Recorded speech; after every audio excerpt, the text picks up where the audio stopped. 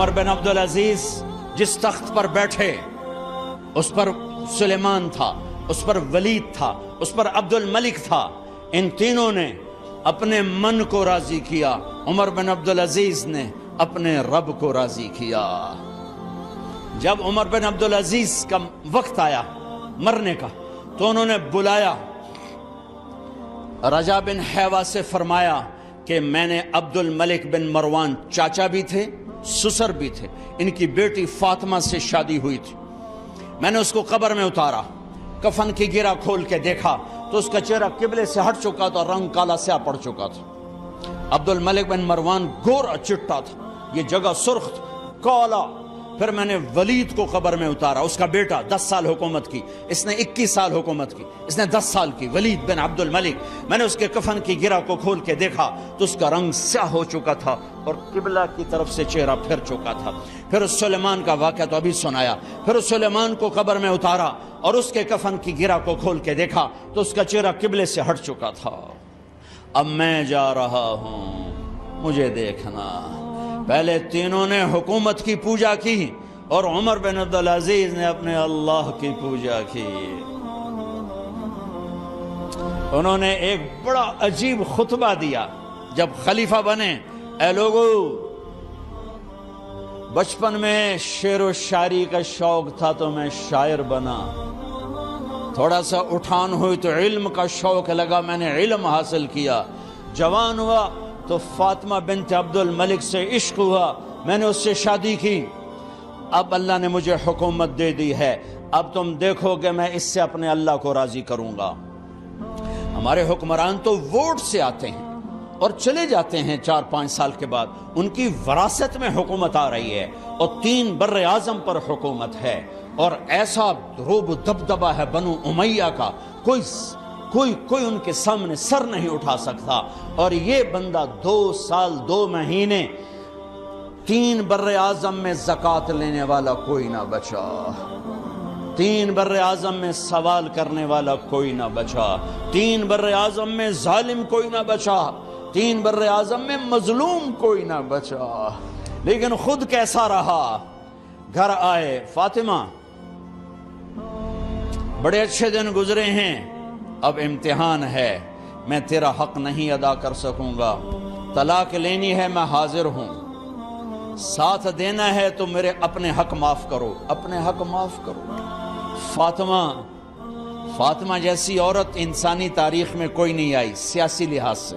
سیاسی دادا مروان بادشاہ، باپ عبد الملک بادشاہ، بھائی ولید بادشاہ، دوسرا بھائی سلیمان بادشاہ، تیسرا بھائی ہشام بادشاہ، چوتھا بھائی یزید بادشاہ اور اپنا خامند بادشاہ. 7 نسبتوں سے یہ عورت شہزادی ہے. کائنات انسانی تاریخ میں اتنی بڑی عورت کوئی نہیں آئی. سیاسی فاطمہ کہنے لگیں، عمر میں نے سکھ کے دن تیرے ساتھ گزارے ہیں، دکھ میں تجھے چھوڑ کے نہیں جاؤں گی، جاؤ میں نے اپنے سارے حق معاف کیے. پھر حضرت عمر بن عبدالعزیز کی راتیں اور دن کیسے گزرے؟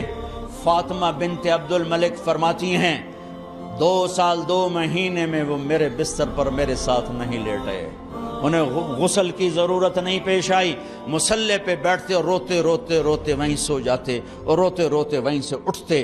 پر 3 بر اعظم میں ظالم کوئی نہ بچا، مظلوم کوئی نہ بچا، زکوٰۃ لینے والا کوئی نہ بچا، بھکاری بھیک مانگنے والا کوئی نہ بچا. 3 بر اعظم کو ایسے صاف کر دیا. یہ فیصل آباد بھی ان کی حکومت میں شامل تھا، چونکہ ملتان وہ بمبئی تک اور ملتان دیپال پور تک یہ سارا علاقہ ملتان میں آتا ہے. اور محمد بن قاسم نے ملتان فتح کیا ولید کے زمانے میں. اپنی حکومت کو اللہ کی رضا کے لیے استعمال کیا. کیسے استعمال کیا؟ سارے مال فاطمہ کا سارا زیور بیت المال میں ڈال دیا، تنخواہ پہ آ گئے. عید کا موقع آیا، بچوں نے ماں سے کہا، 12 بچے تھے، بچیاں 12 بچے بچیاں، ہمیں کپڑے لے کر دو، عید آ رہی ہے، ہر آدمی اپنے بچوں کے لیے کپڑے لے رہا ہے. ہمارے بچے بھی کہہ رہے ہیں کپڑے لیں، جاؤ بھائی لو. فاطمہ کے پاس عمر 3 بر اعظم کے بادشاہ کے بچے آ رہے ہیں، ماں جی عید آ رہی، کپڑے تو لے دیں، ابا سے کہیں. کہ ابا سے بات کرتی ہوں۔ ابا تشریف لائے، خزانے لبالب بھرے ہوئے ہیں گندم کے ڈھیر کی طرح، کہ امیر المومنین بچے کپڑے مانگ رہے ہیں۔ فاطمہ میرے پاس تو پیسے نہیں، میں کہاں سے کپڑے لے کر دوں،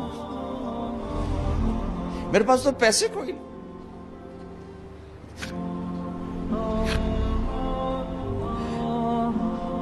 حضرت فاطمہ نے کہا پھر بچوں کا کیا کروں؟ کہا پھر مجھے بھی نہیں پتا کیا کروں۔ اس کے پہلے 3 حکمرانوں نے لوٹ مار کے بازار گرم کیے، ظلم و ستم کے پہاڑ توڑے، اور آج اسی خزانے پہ ایک شخص بیٹھا ہے جو اللہ کو راضی کرنے کے جھنڈے گاڑ رہا ہے۔ تو فاطمہ نے کہا آپ ایسا کریں، اگلے مہینے کی تنخواہ ایڈوانس لے لیں، اس سے میں اپنے بچوں کو کپڑے لے دیتی ہوں، اور گھر کا خرچہ میں مزدوری کر کے گھر کی روٹی چلا لوں گی۔ ارے اپنی تاریخ پڑھو، صرف ڈرامے نہ دیکھتے رہ جاؤ، صرف گانے نہ سنتے رہ جاؤ۔ اور بھی دکھ ہیں زمانے میں محبت کے سوا، راحتیں اور بھی ہیں وصل کی راحت کے سوا۔ انہوں نے اپنے بلایا وزیر خزانہ مزاحم، اپنا ہی غلام، ہاں بھائی مزاحم ہمیں بچوں کے کپڑے چاہیے، تو اگلے مہینے کی تنخواہ ایڈوانس مل جائے۔ وہ کہنے لگے امیر المومنین آپ مجھے لکھ کر دے دیں کہ آپ 1 مہینہ زندہ رہیں گے، میں آپ کو تنخواہ دے دیتا ہوں۔ عمر بن عبدالعزیز سر جھکایا، اٹھے، گھر گئے، فاطمہ میرے بچوں سے کہہ دو کہ تمہارا باپ کپڑے لے کے نہیں دے سکتا۔ اپنی تاریخ تو دیکھو،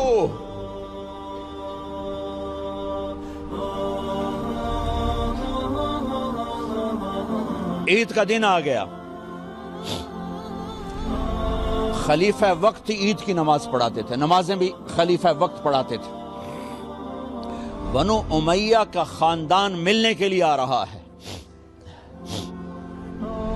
سارے سرداروں کے بیٹے اعلیٰ پوشاک، اعلیٰ لباس،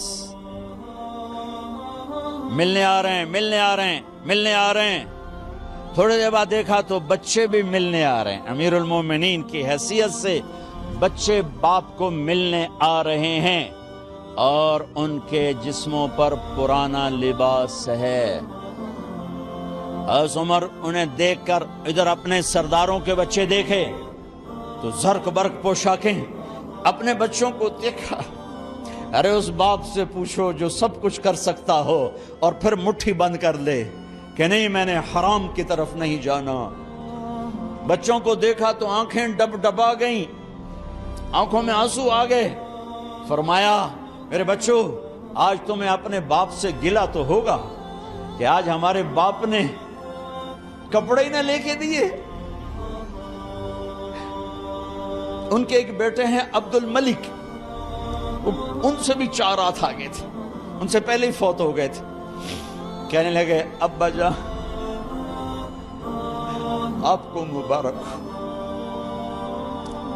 آپ نے قومی خزانے میں بددیانتی نہیں کی ہے، آپ کو مبارک ہو۔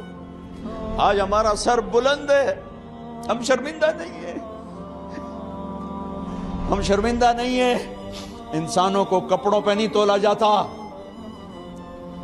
آج کا میرا دیس کا مالدار اتنا فقیر ہو گیا ہے، اتنا چھوٹا ہو گیا ہے کہ وہ اپنا تعارف کروانے کے لیے 50 لاکھ کی گھڑی لیتا ہے، 6 لاکھ کا جوتا لیتا ہے۔